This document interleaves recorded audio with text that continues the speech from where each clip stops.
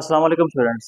Chapter number 1 respiration हम लोग study कर रहे हैं। तो आज का हमारा टॉपिक है external structure of lungs and mechanism of breathing. तो फर्स्ट ऑफ ऑल अगर हम डिस्कस करेंगे हमारे पास जो लंग्स का स्ट्रक्चर है वो किस तरह का होता है, तो उसको हम अभी आप देखते हैं। फर्स्ट ऑफ ऑल आपको ये पता हो कि हमारे जो लंग्स होते हैं they are spongy due to the presence of alveoli.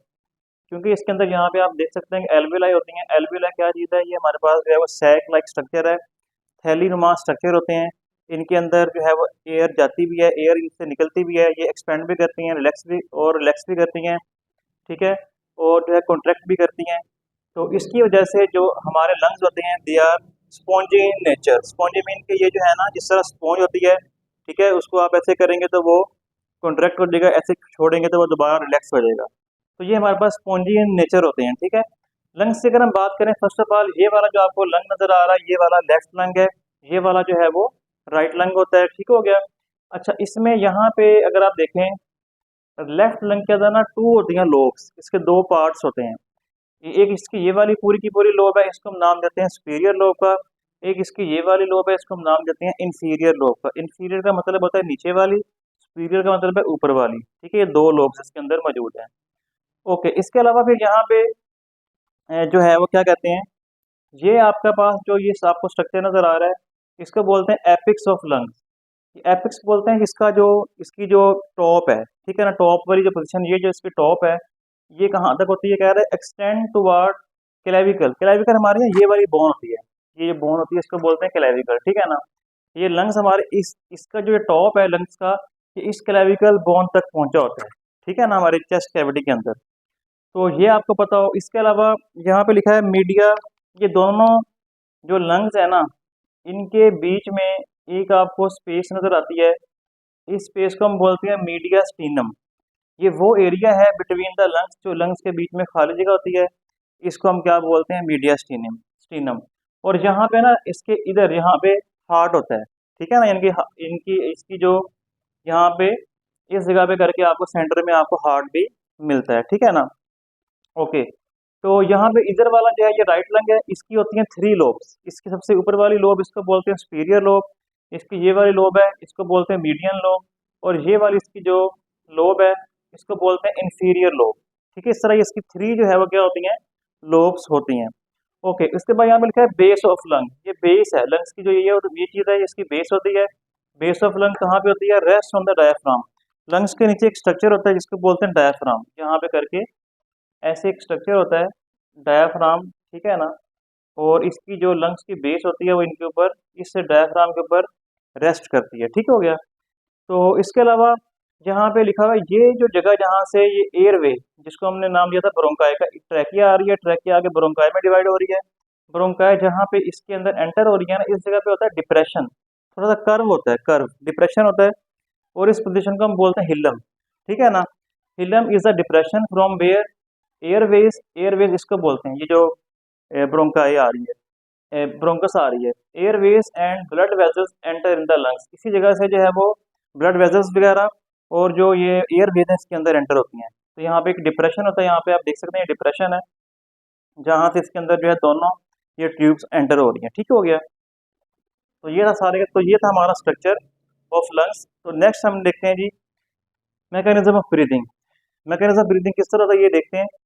इसके अंदर दो प्रोसेस हैं, एक को बोलते हैं इंस्पिरेशन, एक को बोलते हैं एक्सपीरेशन, ठीक है। इसको इनहेलेशन भी कहते हैं और इसको जो है वो एक्सहेलेशन भी कहते हैं।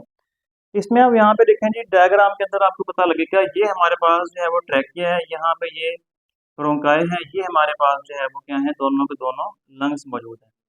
लंग्स के ऊपर ये है रिब्स, ये इसके ऊपर रिब्स लगी होती हैं, ठीक है ना। हमें पता है कि रिब्स क्या, पसलियाँ जिसे कहते हैं रिब्स। रिब्स के बीच में ये मसल्स होते हैं, इनको बोलते हैं इंटरकोस्टल मसल्स। इंटरकोस्टल मसल दो तरह के होते हैं, एक होते हैं एक्सटर्नल इंटरकोस्टल मसल, ठीक है, और एक होते हैं इंटरनल इंटरकोस्टल मसल। यानी कि एक मसल जो है ना आपको सामने ऊपर नजर आ रहे हैं, एक इसके नीचे भी होते हैं, ठीक है ना। और ये इस तरीके से होते हैं, अगर एक मसल इस तरीके से है तो दूसरा उसके इस तरह होगा, इसको बोलते हैं रन डायगोनल। यानी कि अगर एक मसल इस तरीके से जा रहा है तो दूसरा मसल उसके अगेंस्ट इस तरीके से होगा, ठीक है ना। तो इसको हम बोलते हैं कि दोनों मसल जो है वो क्या करते हैं, रन डायगोनली, ठीक हो गया।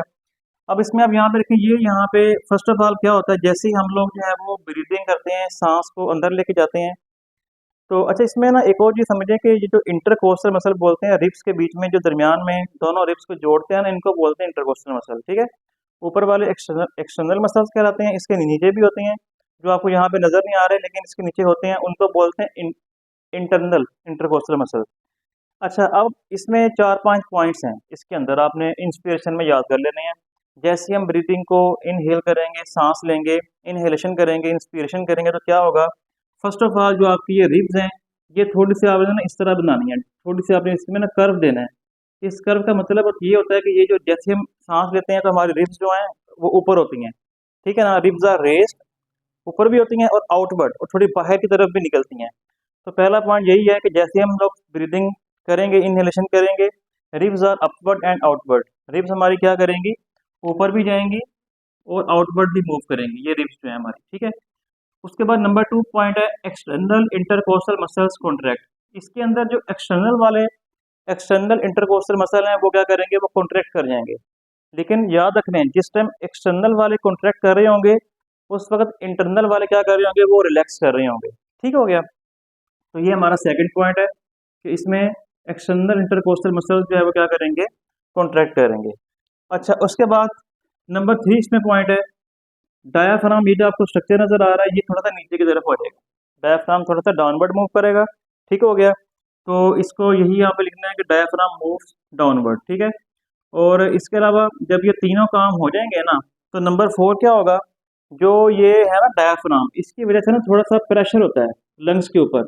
जब ये डाउनवर्ड मूव करेगा तो pressure in the lungs decrease, lungs के ऊपर जो प्रेशर पड़ा होगा वो डिक्रीज कर देगा। जैसे ही डिक्रीज करेगा, जो एयर होगी वो फौरी तौर पे अंदर आ जाएगी, लंग्स के अंदर आ जाएगी, ठीक है ना, क्योंकि एयर का प्रेशर जो है ना वो चेंज हो जाएगा, अंदर जो प्रेशर है वो कम हो जाएगा, बाहर ज़्यादा होगा, तो ऑटोमेटिकली बाहर वाली एटमॉस्फेयर वाली जो एयर है वो आपके लंग्स के अंदर फिल हो जाएगी फौरी तौर पे, ठीक हो गया।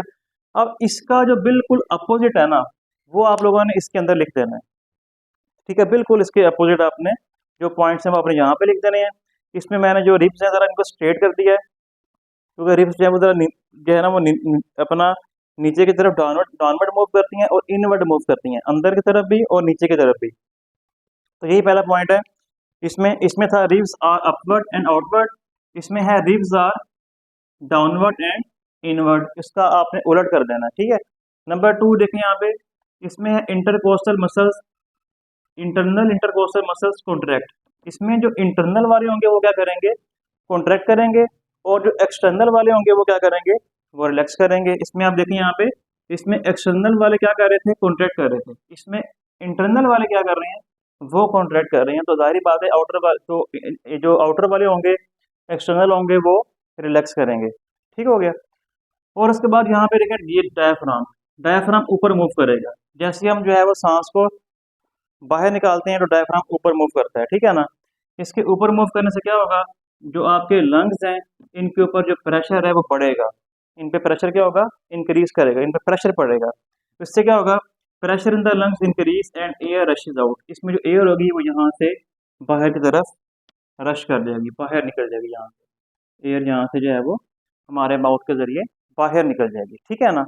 तो ये था हमारा टॉपिक, बाकी इंशाल्लाह हम पढ़ेंगे नेक्स्ट लेक्चर में। आज के लिए इतना ही, अल्लाह हाफिज़।